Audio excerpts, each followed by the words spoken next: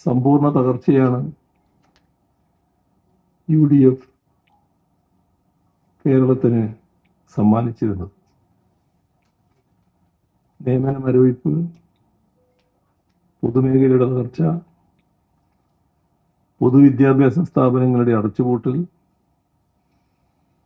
അഴിമതിയിൽ മുങ്ങിക്കുളിച്ച ഭരണ സംവിധാനം, കാർഷിക വ്യാവസായിക രംഗങ്ങളിലെ മുരടിപ്പ്, വ്യവസായങ്ങൾ കടന്നു വരുന്നതിലെ വൈമുഖ്യം, അതിഗുരുതരമായ സാമ്പത്തിക തകർച്ച, വാർഷിക പദ്ധതികളുടെ സ്തംഭനം, മൂലധന ചെലവിനും ഫണ്ടില്ല, ആ തരത്തിലുള്ള വികസന മരവിപ്പ്, ഫണ്ടിൻ്റെ പിൻബലമില്ലാത്ത ബജറ്റ് പ്രഖ്യാപനങ്ങൾ, നികുതിയേതര വരുമാനങ്ങൾ ഉയർത്താൻ ഭരണ നടപടിയില്ലാത്ത അവസ്ഥ, ഇങ്ങനെ പോവുകയായിരുന്നു അക്കാലത്തെ കാര്യങ്ങൾ.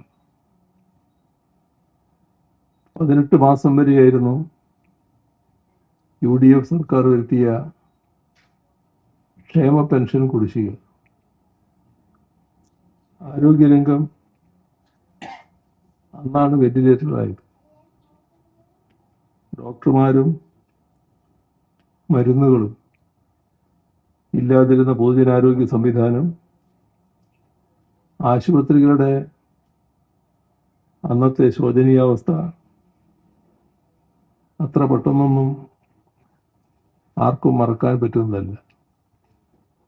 ആ ഇരുണ്ട കാലത്ത് നിന്നാണ് കേരളത്തെ പുനർനിർമ്മിക്കാനുള്ള ചരിത്രപരമായ ഉത്തരവാദിത്വം LDF സർക്കാർ ഏറ്റെടുത്തത്. അവിടെ നിന്നാണ് തകർന്നു കിടന്ന ഓരോ മേഖലയും പുനരുജ്ജീവിപ്പിച്ച് പുതിയ ഉയരങ്ങളിലേക്ക് എത്തിച്ചത്.